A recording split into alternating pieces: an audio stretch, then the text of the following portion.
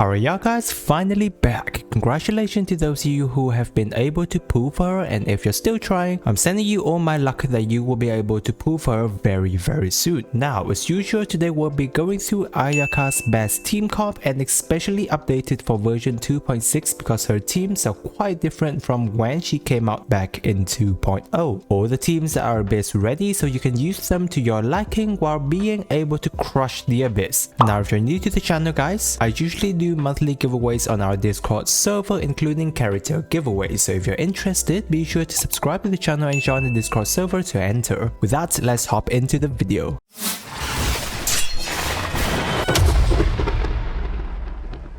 First, we'll go through some important things to remember about Ayaka so that you know to use her to her best ability. This is generally already mentioned in my Ayaka build video, so if you want to look more into how to build Ayaka other than her team build, you can check out in this video. First is for Ayaka, she can both be a DPS and sub DPS character. However, for each playstyle, the build you're going for can slightly be different. If you're going for Ayaka DPS, generally you'll be focusing more on her charge attack playstyle, as that's her main damage source aside from her burst, which have a 20-second cooldown. But I know that many of us have a tough time with her dash, so you do want to consider that. Her sub DPS is much easier to play. She mostly function in a quick swap team to build up her burst and you cast it, while having other team members support and boost her damage. Her main artifact set is usually the Blizzard Strayer. However, if you're running her as a sub, then you can consider the Emblem Fate, as that is a very good set for a sub DPS character. And since Ayaka Dusk requires a lot of energy for consistent burst uptime, the set will also solve that for her. Now, as many of us may have already known, her burst is very easy to miss, or if you're not optimizing your team well, you will lose the majority of its power by only hitting one hurley throw. Therefore, when running Ayaka, focusing on building a team that have crowd control or freezing enemies in place is the best strategy to make the most out of her burst. Even though we have free-to-play options that can run well with her, like Xingqiu, Rosaria and Sayu, Ayaka's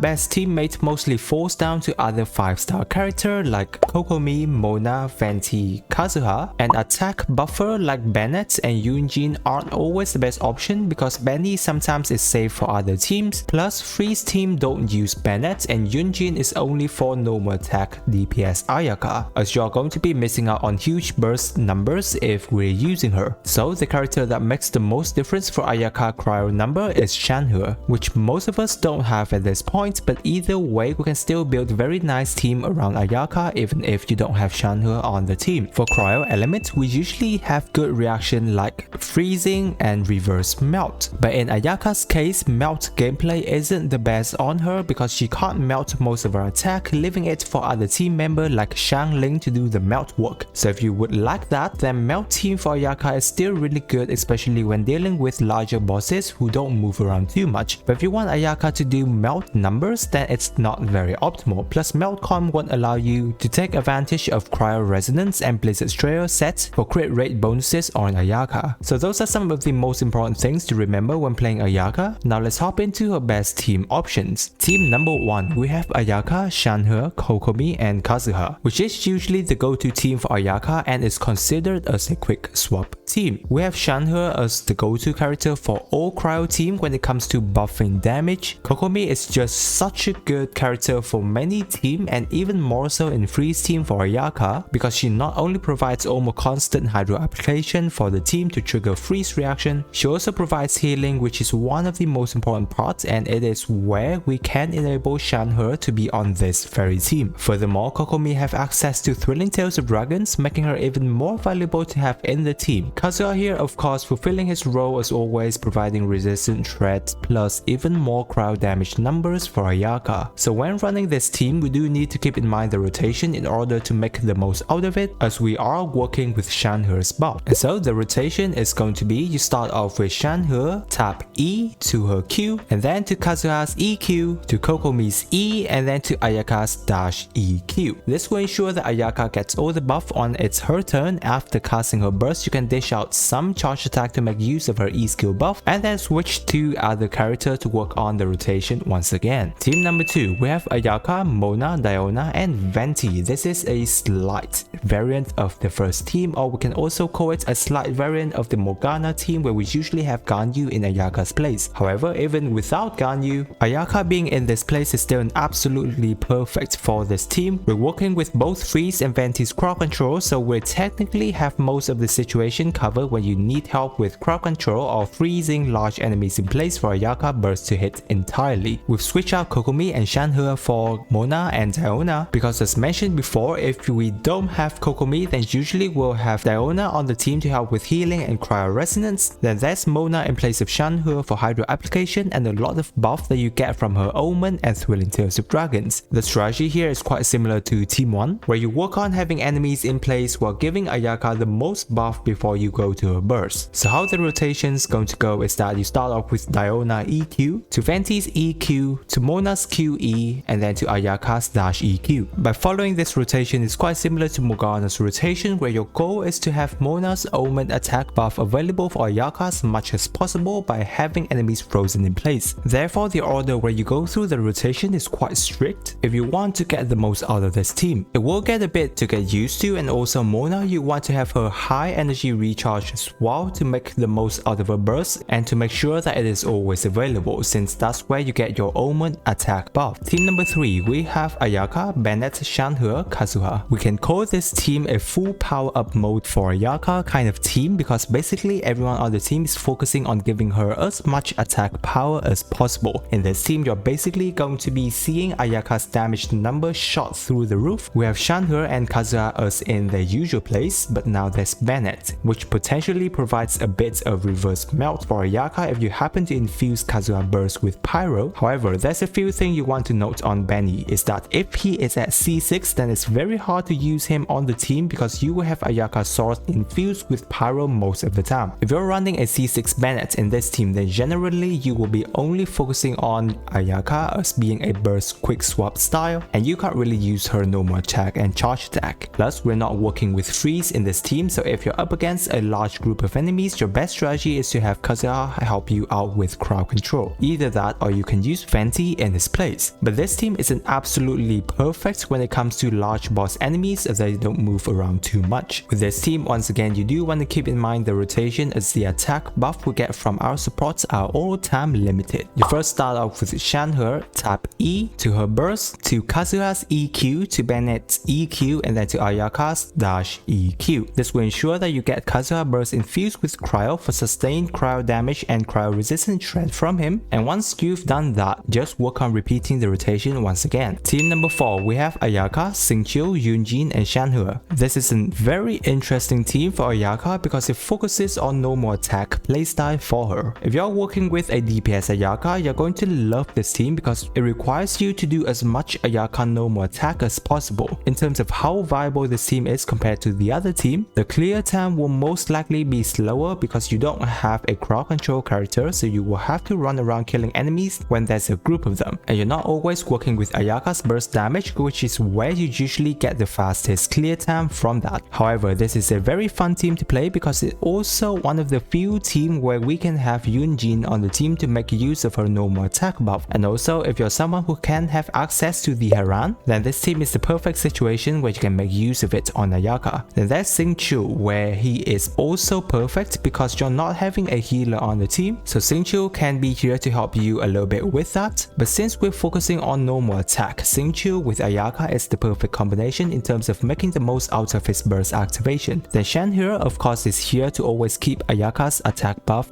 and cryo resonance. For this team, you don't need to take too much consideration into the rotation. The most important thing here is to have Xingqiu and Yunjin's burst always on, and then Shanhe's using her hold E to boost Ayaka's normal attack and charge attack damage. And then we have team number 5, which is Ayaka, Shanhe, Diona, and Kazuha. A mono cryo team for Ayaka, and if you're confident about your mono cryo team, then you can have even Ganyu in place of Kazuha. It is a very fun team to play as you can make the most out of Shanhe's buff across all of the characters in the team. However, Kazuha can also make use of Shanhe's quo during his cryo burst infusion, so that's all good. Either way, I just love this team, and especially it has been working in almost all of the Abyss till now, since Abyss has really been favoring cryo character. It's a very easy team to run, so you don't really have to think much about the rotation. The main goal here is to have all the buff on before you get react to Ayaka's burst, so that you deal the most burst damage possible. Therefore, Shanhe and Kazuha's skills and bursts should usually be casted before you get to Ayaka. Once that is set up, you can go wild and annihilate all enemies around you. Now, Ayaka is an absolutely fantastic character where she have a lot of different team variants that you can run with her, but generally the 5 teams that I have mentioned here in this video are what she is in the most. If you do have any other team you're running for her, feel free to leave down in the comment section, as I always love to check out more new team. I hope that the team recommendation in this video have helped you to build a good team around your Ayaka, and if you've just got Ayaka or is wanting to take her damage to the next level, then I've got Ayaka in-depth build for you right here. I'm sure it will help you out. If you're new to the channel guys, be sure to subscribe for more of my future video, especially my free-to-play guides. It is very helpful for you. With that, I wish you a super day and I will see you in the next video.